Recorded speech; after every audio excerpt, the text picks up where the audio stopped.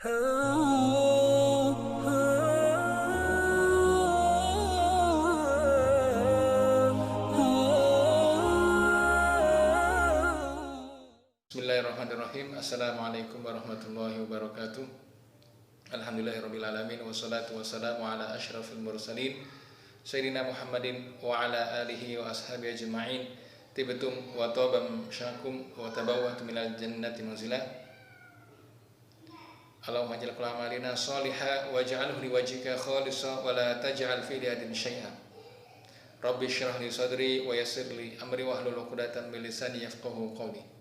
Alhamdulillah, puji syukur kehadirat Allah Subhanahu wa taala atas limpahan rahmat dan kasih sayangnya kita pada hari ini masih diberikan kesehatan, umur yang panjang, dan kita telah diberikan hidayah oleh Allah Subhanahu wa taala sehingga kita semua menjadi seorang muslim mukmin.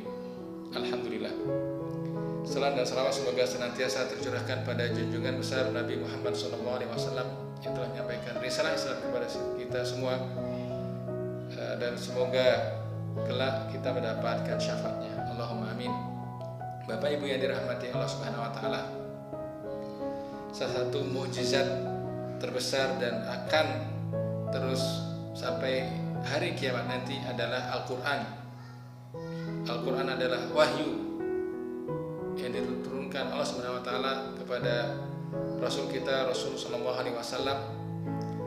Sejak zaman Rasul sallallahu alaihi wasallam sampai sekarang, alhamdulillah Al-Quran adalah kitab suci yang terjaga, dan Allah Subhanahu wa taala berfirman, "Inna nahnu nazzalna dzikra wa inna lahu lahafizun."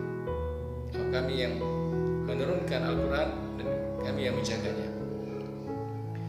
Bapak Ibu yang dirahmati Allah Subhanahu wa taala, di antara rahmat terbesar manusia adalah dengan turunnya Al-Quran yang sampai sekarang dan sampai nanti hari kiamat itu akan terjaga.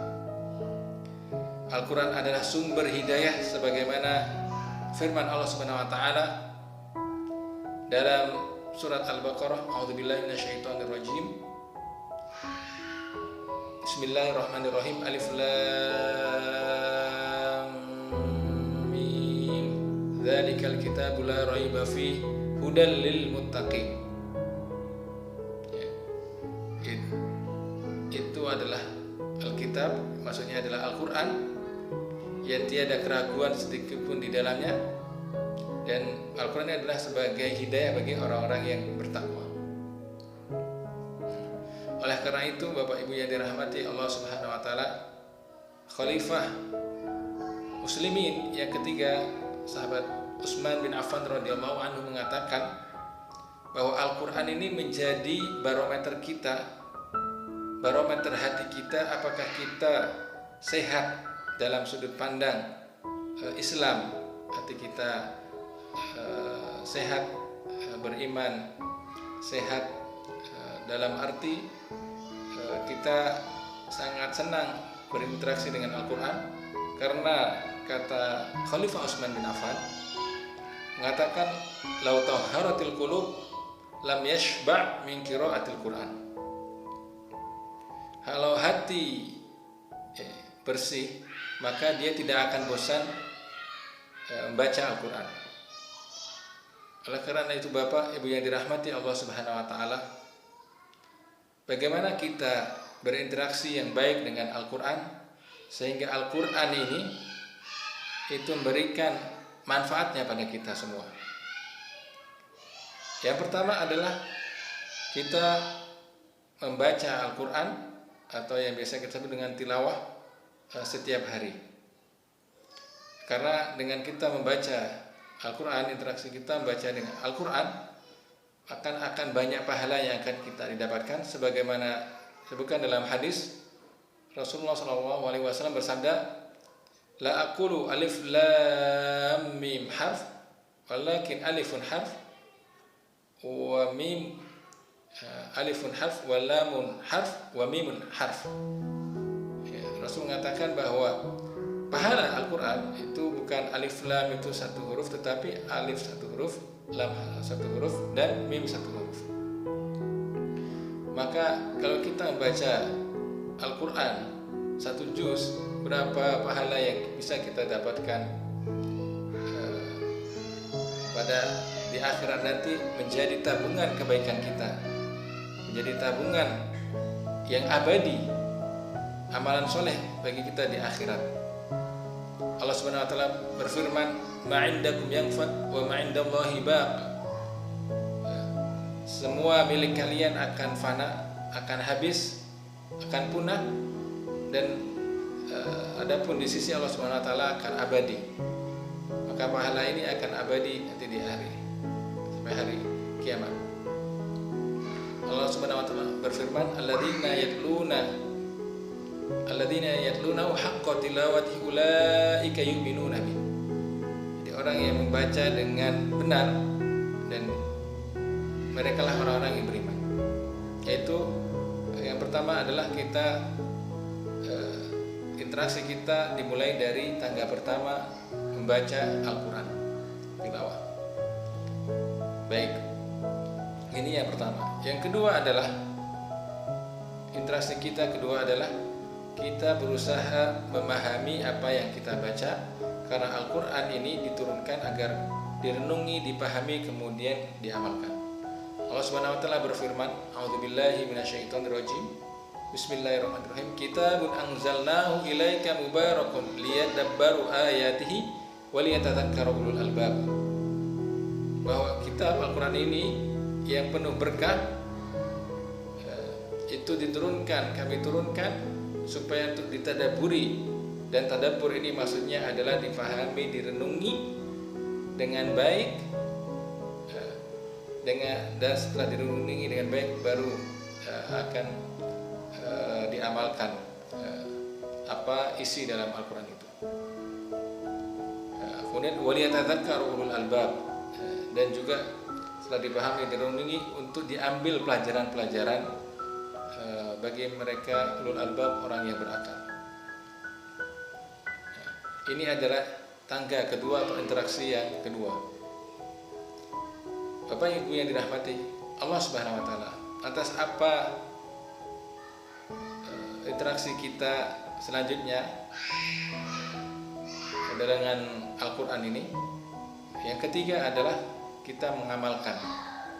Karena Allah Subhanahu wa taala murka terhadap orang yang mengatakan, dia menasihati tetapi tidak mengamalkan apa yang dia katakan.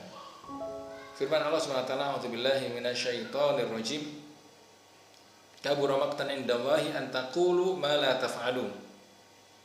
Nah, sungguh murka, besar murka Allah Subhanahu wa taala terhadap orang yang kalian yang mengatakan antaqulu ma la taf'alun, yang mengatakan tanpa disertakan amalan dengan apa nasihat yang tadi disampaikan.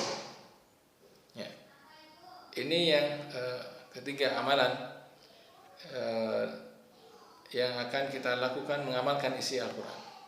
Kemudian yang selanjutnya adalah yang keempat, bahwa setelah kita membaca, kemudian mentadaburi, kemudian mengamalkan isi Al-Quran, ya kita berusaha untuk menyebarkan Al-Quran, nilai-nilai Al-Quran, akhlak-akhlak Al-Quran, pesan-pesan Al-Quran kepada manusia.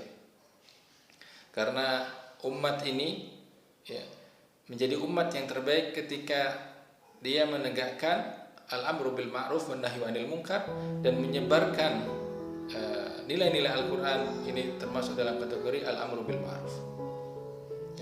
Allah Subhanahu wa taala berfirman, "Kuntum khairu ummatin ukhrijat lin-nasi ta'muruna bil ma'rufi wa tanhauna 'anil munkar wa tu'minuna billah."